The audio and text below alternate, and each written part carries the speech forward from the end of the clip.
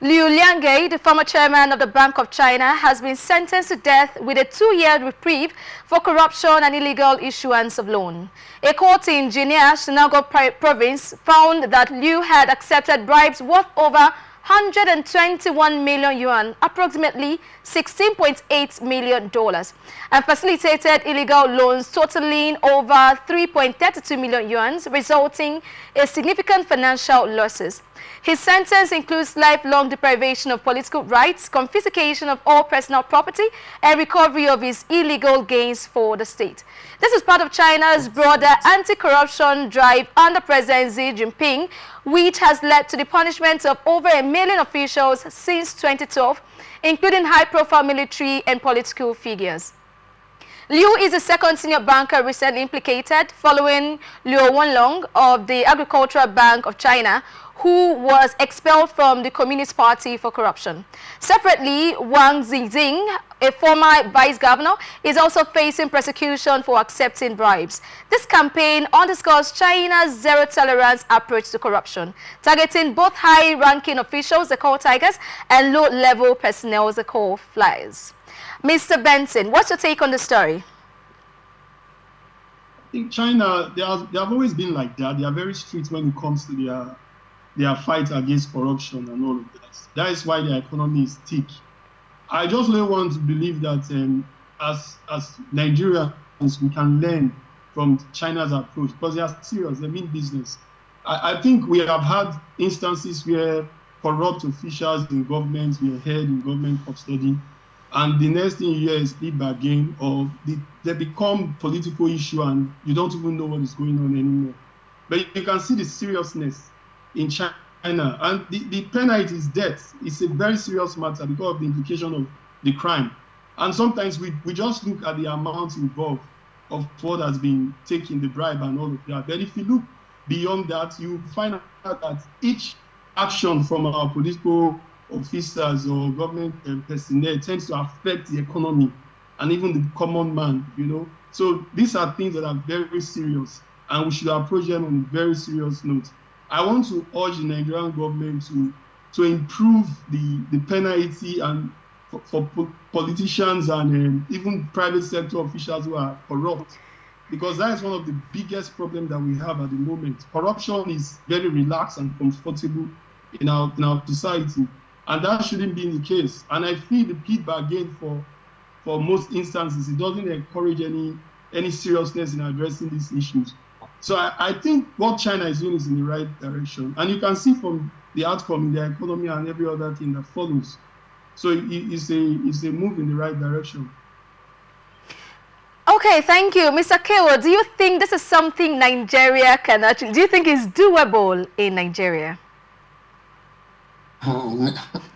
Wendy, I know that definitely you have to summon courage to ask this question. It's not doable, it's not possible. Corruption is an industry in Nigeria, just like we have the banking industry, oil and gas industry, entertainment industry. Corruption is an industry of its own in Nigeria.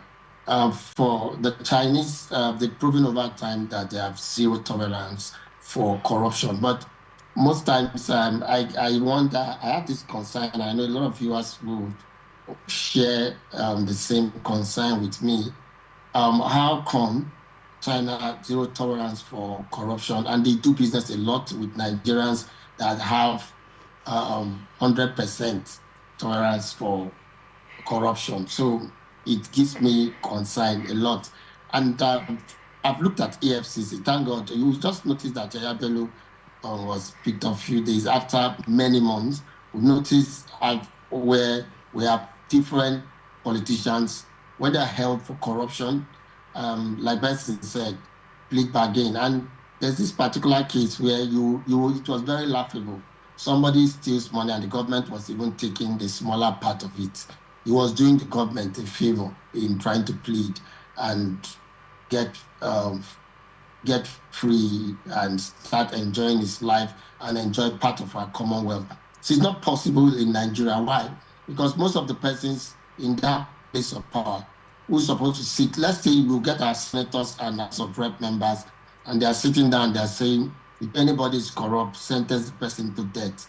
they know that most of them will have to go down. So they can't do it. We're hoping the next generation, even the next generation politicians, will not be able to do this. Why? They make so much money in politics and they cannot take this route that the Chinese are taking. So if you raise it in Nigeria, it's hard. There's this time they talked about when you kidnap death sentence, and Nigerians were saying, good, can you add when you steal our Commonwealth? Because when you steal our Commonwealth, you make it difficult for development and everything that would have improved as a result of that fund. And that's why a lot of persons are resorting to crime. So you will thief the money, we make it hard. You too should go to jail. You should have death sentence. But these men will not. They don't have the courage to do it. I don't know why they don't have the courage to do it. But if that is done, our economy will boom. Our country will change. Budget will not be padded anymore. Resources will be used appropriately. And we know that definitely development and change is the next thing for the country, but they won't. Okay, let me ask a question, Keo. You said that you have concerns about the government. Nigeria has 100% tolerance for corruption. And we are in business with China that has zero tolerance for corruption. I want to ask, and you said you have concerns. So what are the concerns you have about this business deal? And then do you think in the long run the discipline and integrity of China will rub off on Nigerians, or you think it's going to be the other way around? The other way around. I know. I'm not kidding you. This is my belief. It's not peculiar to China, to most of the European countries and political leaders of other countries that Nigerians do business with. Yes, that I have discovered that they can't steal. Most times they can't steal in their country, but they can easily do it in Africa. It's happening over time. The people that were stealing diamonds in Sierra Leone and all of those countries, they can't do it in their country. So Africa gives back to these politicians from Europe, Asia, and the rest. And that's a concern for most of us. We will not want to accept to learn that from China. So I'm scared. I worry for the Chinese because influencing in Nigeria is not easy. Instead, we influence others. One. Two, I also think that the Chinese government needs to do us a favor. Look at some of the business and things that they've been doing with Nigerian politicians and begin to help us investigate. Because yes, sometimes they will tell you that's not in their court to do the investigation. It's not them. It has to do with AFCC and our people. But I know that if our government look into that and they see nothing, some of the business we've done with Chinese companies, if the Chinese government decide to look into it, you will cover a lot. I can say that with some, even if it's allegedly, I can say it, that doing business with Nigerian politicians consistently for this long without getting anything from it is hard. And Nigerian politicians will not want to even patronize those kind of companies that are so strict. So I'm confused.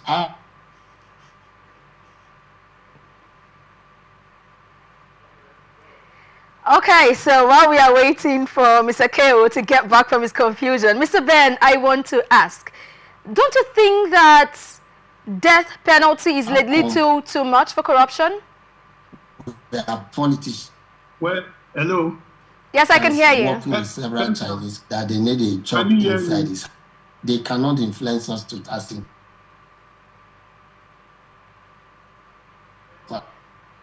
Mr. Ben, you can go on.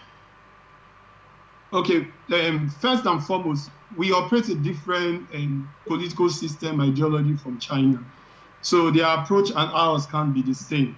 But what I did mention earlier was that we need to improve the sentences for corrupt officers, even in private and public sector, so that it shows that we are serious in fighting corruption. Death sentence, I can't say for now, except we have a military regime, which will not happen. For government, like my brother Cleo quite rightly said, he was saying something that is so sensitive, that the politicians themselves will not make policy that will hurt them. And that won't be the case. You won't see that anytime soon. So as to whether we expect to see death sentence, it will not happen now. maybe in the future, I can't say. But what I will call for is that we should improve on the sentences for corrupt officials, private or government. It's very important. That is where I see.